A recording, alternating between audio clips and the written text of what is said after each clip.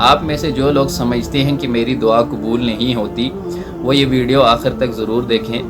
رسول اللہ صلی اللہ علیہ وسلم کا ارشاد ہے، جو مومن بندہ مسلمان بندہ دعا کرتا ہے اس کی دعا ضرور قبول ہوتی ہے 3 صورتوں میں سے ایک صورت میں۔ پہلی صورت جو اس نے دعا مانگی ہوتی ہے اللہ تعالیٰ اسے وہی عطا کر دیتے ہیں۔ دوسری، اس دعا کی وجہ سے اس پر کوئی مصیبت آ رہی ہوتی ہے وہ ٹال دیتا ہے۔